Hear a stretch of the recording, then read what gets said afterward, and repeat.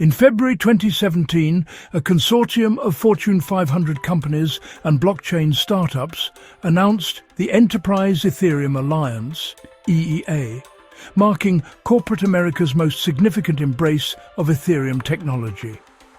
Founding members included JP Morgan, Microsoft, Intel, and over 24 other firms spanning banking, tech, and consulting.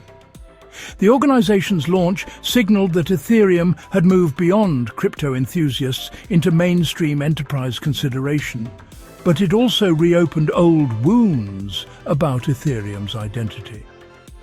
The EEA proposed using modified versions of Ethereum for private business networks. These permissioned blockchains would allow companies to share data securely without exposing sensitive information on Ethereum's public mainnet.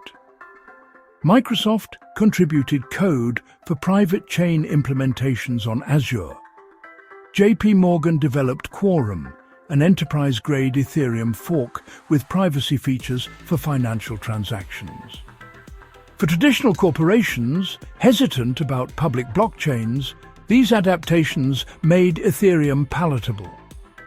Reactions within Ethereum's community split sharply. Vitalik Buterin offered cautious support, arguing enterprise adoption could drive broader Ethereum acceptance. Joseph Lubin's ConsenSys became deeply involved, seeing the EEA as crucial for real-world adoption. But other founders and developers viewed private chains as antithetical to Ethereum's decentralized ethos. Gavin Wood, who had left Ethereum months earlier, publicly criticized the approach as creating walled gardens that undermined blockchain's core value propositions.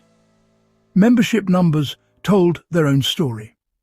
Within 9 months, the EEA grew to over 150 organizations, including BP, Credit Suisse, and Toyota. Each new corporate logo validated Ethereum's technical credibility while amplifying concerns about mission drift. The alliance's technical roadmap increasingly diverged from Ethereum's public chain development, focusing on features like enhanced privacy and higher throughput that enterprises demanded. Internal Ethereum Foundation emails from this period reveal tension. Some developers worried corporate priorities would distort Ethereum's development roadmap. Others argued enterprise involvement brought critical resources and talent to the ecosystem. The foundation ultimately maintained an arm's-length relationship with the EEA, supportive but not officially affiliated. This compromise satisfied nobody completely. Technical impacts became apparent as EEA members influenced Ethereum's direction. Corporate requirements drove development of privacy enhancements like zero-knowledge proofs and secure multi-party computation. Enterprise demands for reliability improved client software stabilization. Some of these innovations eventually benefited the public Ethereum chain, while others remained confined to private implementations. Financial analysts noted the peculiar dynamic developing. Public Ethereum's market capitalization soared on enterprise interest, even as most EEA activity occurred on private chains that didn't use Ether or Ethereum's public network.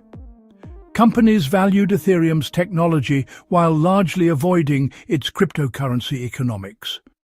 This disconnect would characterize enterprise blockchain adoption for years. The EEA's growth highlighted organizational differences between corporations and Ethereum's community. Enterprises wanted clear roadmaps, defined governance, and accountable leadership. All foreign concepts to Ethereum's decentralized ethos.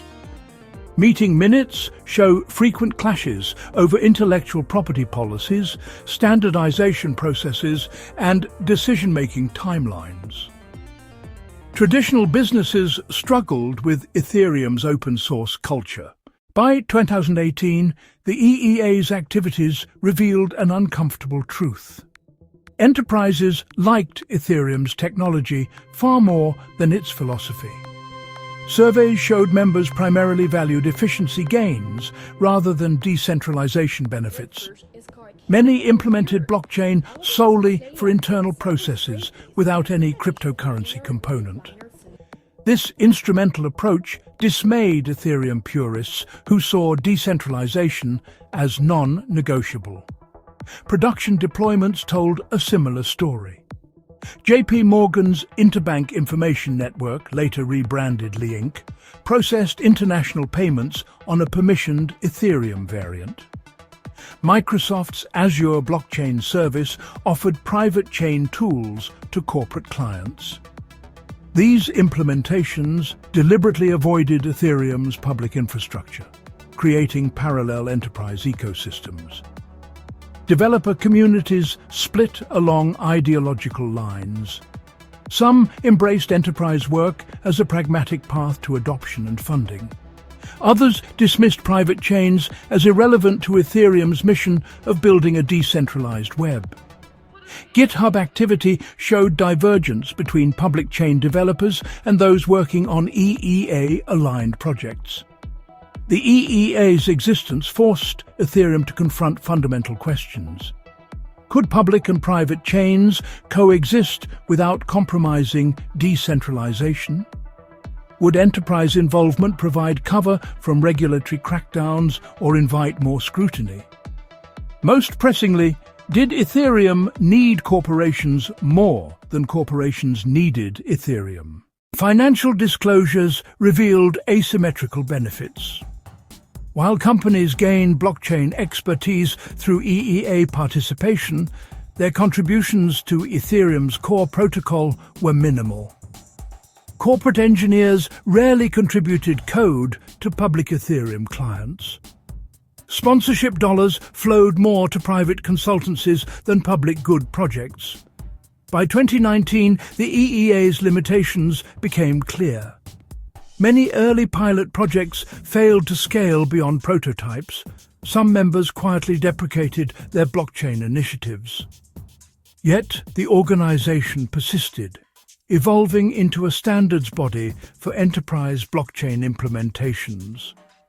Its lasting impact was cementing Ethereum's architecture as the default choice for corporate distributed ledger projects, even if those projects bore little resemblance to Ethereum's public chain.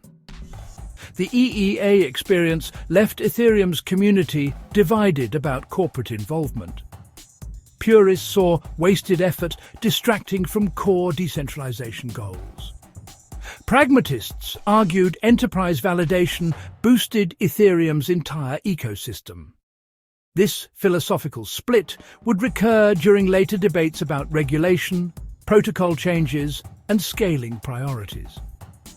Perhaps the EEA's greatest legacy was demonstrating Ethereum's adaptability.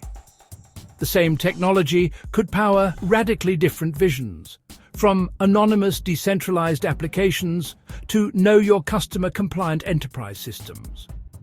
This flexibility became both Ethereum's strength and its ongoing identity crisis. As the EEA's membership stabilized around 200 organizations, Ethereum faced more immediate technical challenges. The CryptoKitties congestion had exposed scaling limitations that affected both public chains and enterprise implementations. Corporations might tolerate private networks today, but would they stick around if Ethereum couldn't handle larger workloads? Solving this problem required upgrades that would test Ethereum's technical capabilities and governance processes.